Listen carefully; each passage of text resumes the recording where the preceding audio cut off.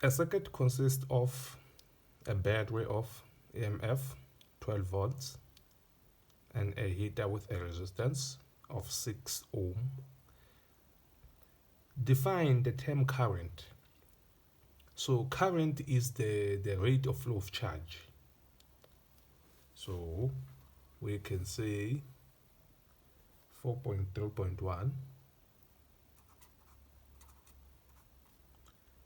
Current is the rate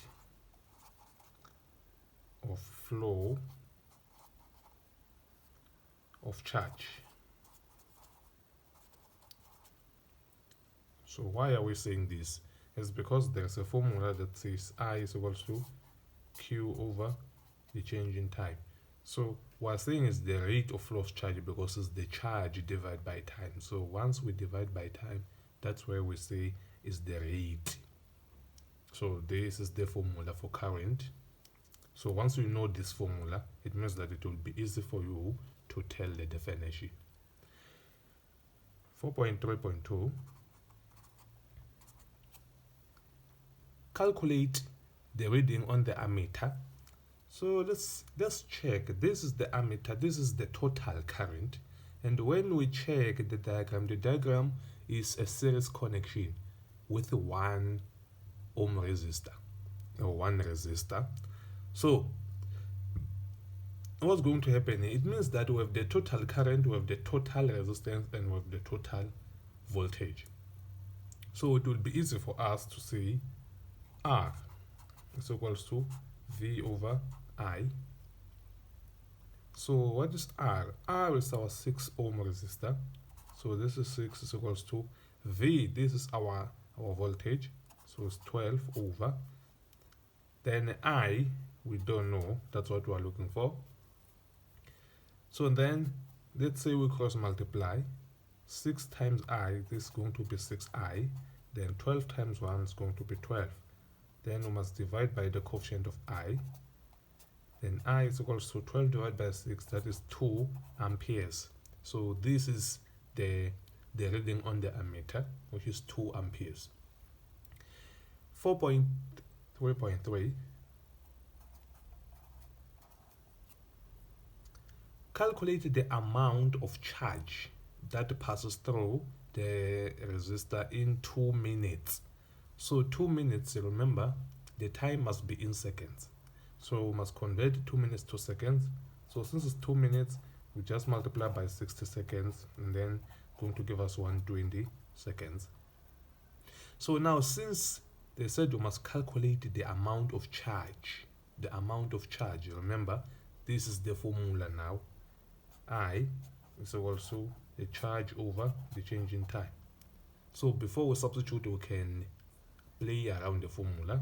You can make the charge, this charge the subject of the formula. So the charge is equals to I change in time.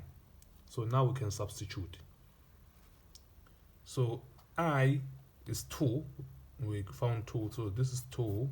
And then the change in time, this is our time now, which is 120 seconds.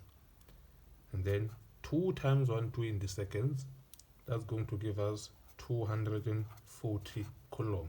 So this is the amount of charge now. So let's divide here. 4.3.4. We calculated the amount of the energy transferred by the charge in 2 minutes. So now they want to know the energy. So for us to calculate the energy, we need the formula, or we can use this one. This is the formula that we're going to use now. We have the voltage, we have the charge. We just calculated the charge, and then we're looking for the energy. So this W is the energy, or sometimes we call it the work done. So we can say V is equals to W over the charge. Now what is V? V is the voltage, that is 12, is equals to W. This is the energy that they're talking about. And then this one, this is the charge that we calculated, 240. and then you must cross multiply. W is equals to 12 times 240, and then the answer is going to be 2880 joules. So this is the energy, this is the unit for energy.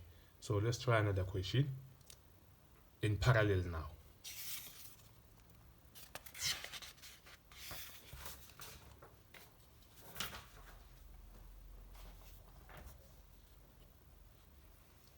So let's check this one now.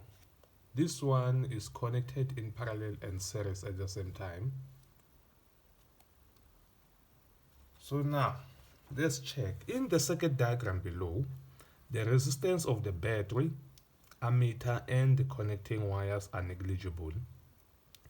So explain the meaning of the following: a current of 5 amperes.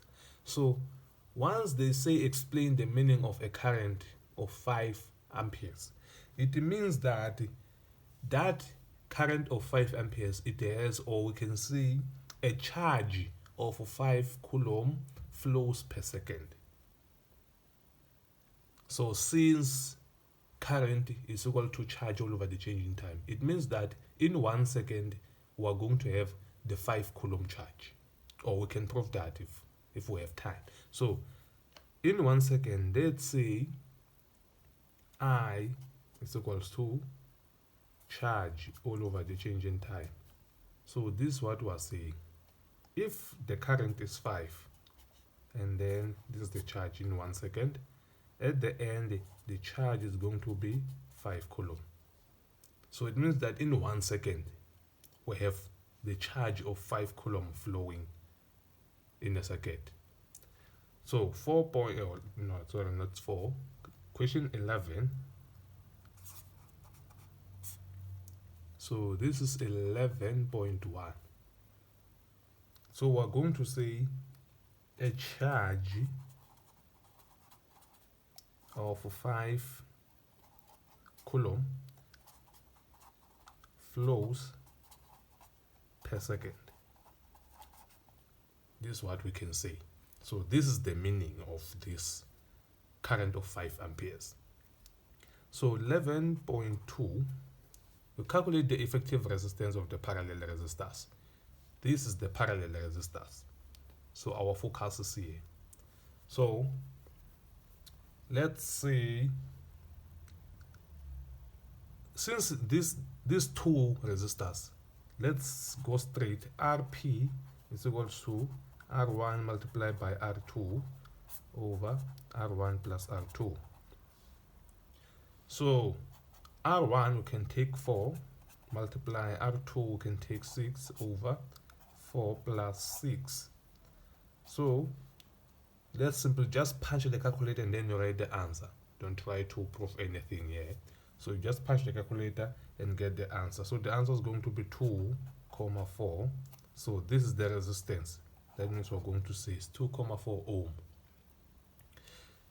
And then 11.3. Which one of the voltmeters, V1 or V2, will show a reading if the switch is open? So they're talking about switch S. If switch S is open, V2 will never show any reading. It will be 0, or the reading for voltmeter V2, it will be 0. The only voltmeter that is going to show the reading is V1. So this is what we're going to say now. The answer is V1. So 11.4, switch S is now closed. How does the reading on voltmeter V2 compare to that on voltmeter V1? Choose from higher than, smaller than, or equal to. So this is what's going to happen. We have a parallel connection here, also a series parallel. So what do we know about the voltage? We know that a voltage in series is divided. So this one is in series with this 2. It means that the voltage, the total voltage here, will be divided here and here. So it means that V1 is the total voltage, but V2 is something else. So that means the voltage in V2 plus the voltage in R, it will give us the total voltage of V1. It means that V1 is greater than V2. So what's going to happen? Since we're comparing V2 with V1, it means that V2 will be smaller than V1. So we take smaller than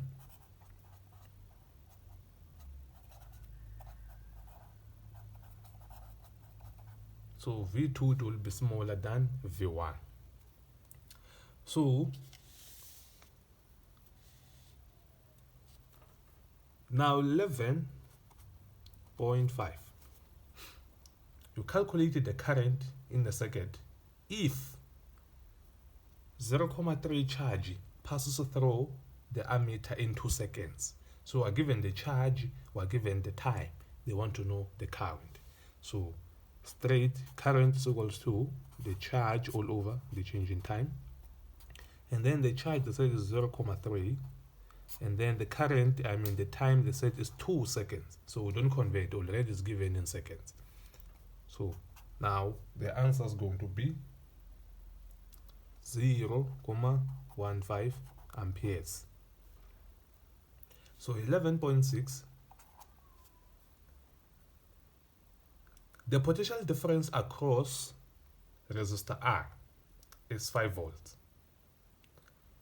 When a charge of 0.3 coulomb flows through it, calculate the energy transferred in resistor R. So in resistor R, we're given the voltage of 5. So they want to know the energy that is flowing there. So we have this one, V is equals to energy over the charge. So we're given the charge, we're given the voltage. They want to know the energy. So let's play around the formula. We cross multiply.